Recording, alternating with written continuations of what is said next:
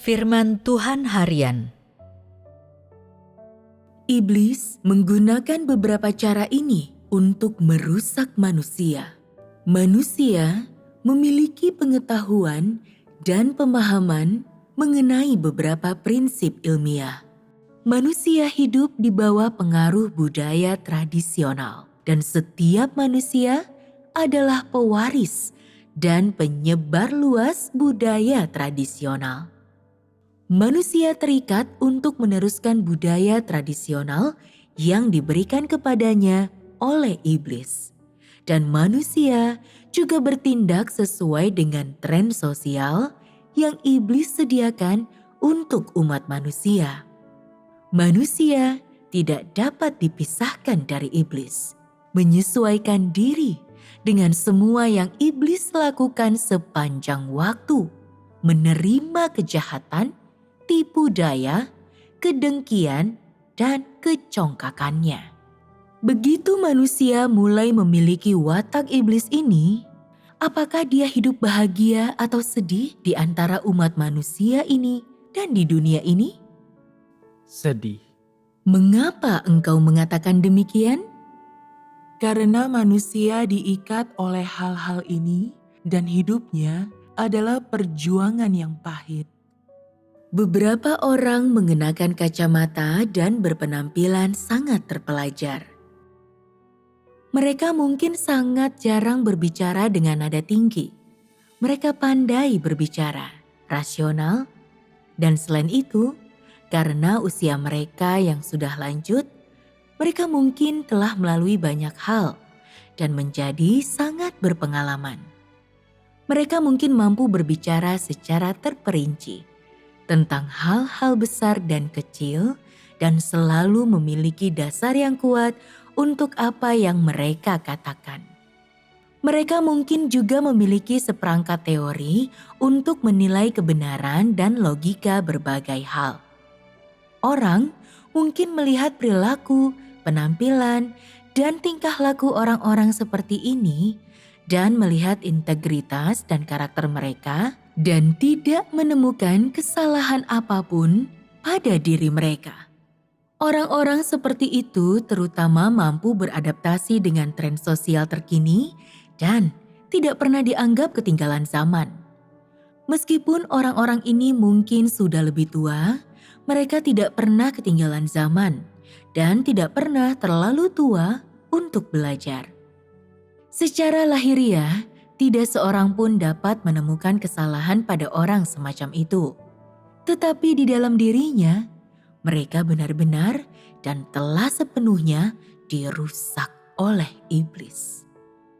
Meskipun secara lahiriah tidak dapat ditemukan kesalahan pada orang-orang ini, meskipun secara lahiriah mereka ramah, sopan, memiliki pengetahuan, dan moralitas tertentu, dan mereka memiliki integritas, dan sekalipun dalam hal pengetahuan, mereka sama sekali tidak kurang dari orang muda, tetapi dalam hal natur dan hakikat mereka, orang-orang seperti itu adalah model iblis yang sempurna dan hidup.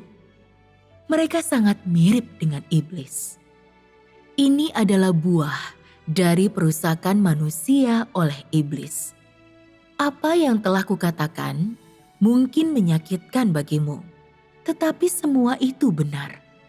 Pengetahuan yang manusia pelajari, ilmu pengetahuan yang dia pahami, dan sarana yang dia pilih agar cocok dengan tren sosial tanpa kecuali adalah alat iblis untuk merusak manusia.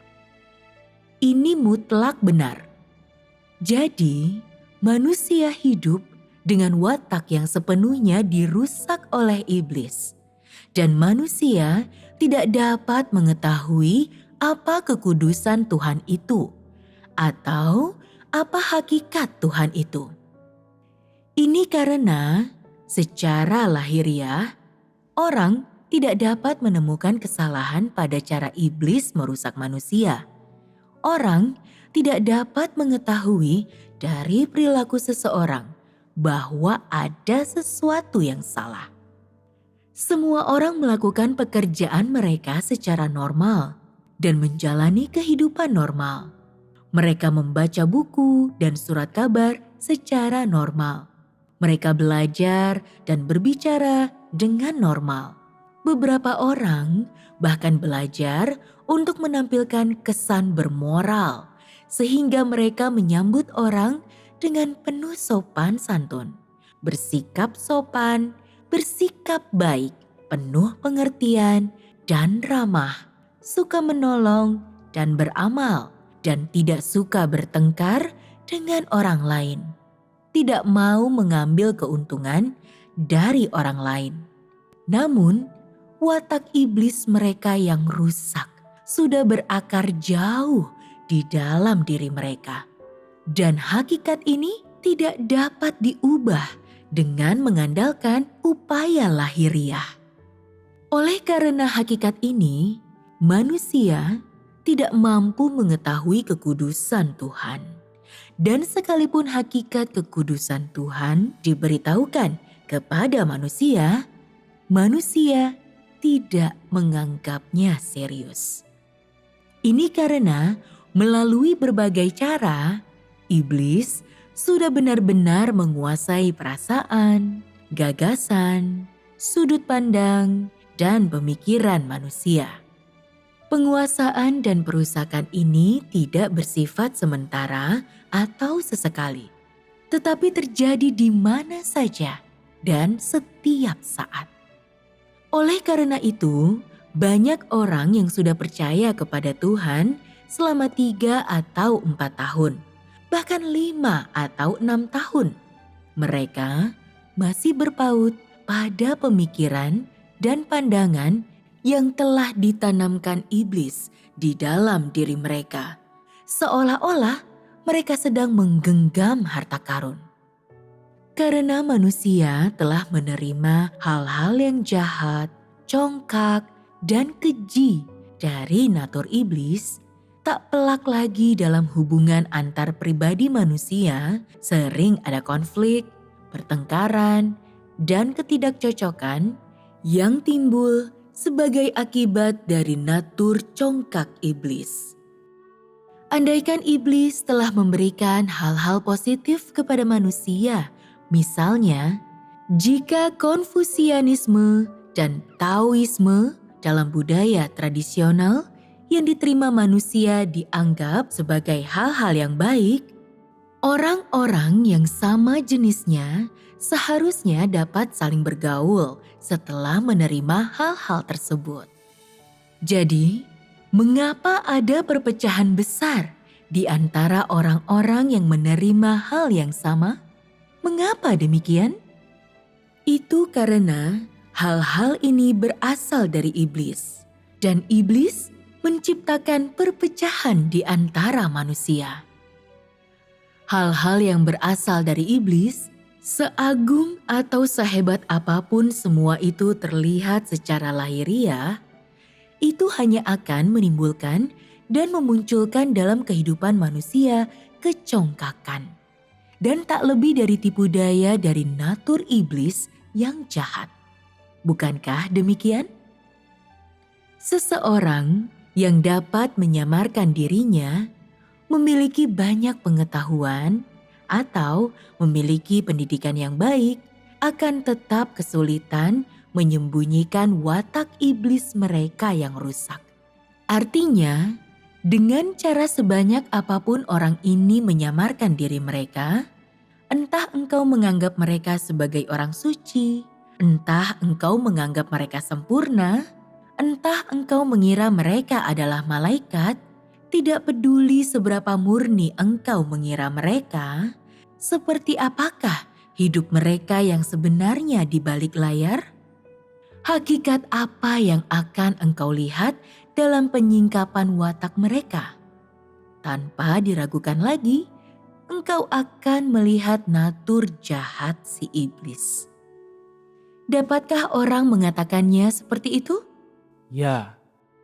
Misalnya, katakanlah engkau mengenal seseorang yang dekat denganmu, yang engkau anggap sebagai orang baik. Mungkin seseorang yang engkau idolakan. Dengan tingkat pertumbuhanmu saat ini, apa yang engkau pikirkan tentang mereka? Pertama, engkau menilai apakah tipe orang ini memiliki kemanusiaan atau tidak. Apakah mereka jujur? Apakah mereka memiliki kasih yang sejati kepada orang lain? Apakah perkataan dan perbuatan mereka bermanfaat dan membantu orang lain? Tidak. Apa yang disebut keramahan, kasih, atau kebaikan yang orang-orang ini ungkapkan? Semua itu palsu, semua itu kedok. Di belakang kedok ini terdapat tujuan jahat yang tersembunyi untuk membuat orang itu dipuja dan diidolakan. Apakah engkau semua mengerti hal ini dengan jelas? Ya,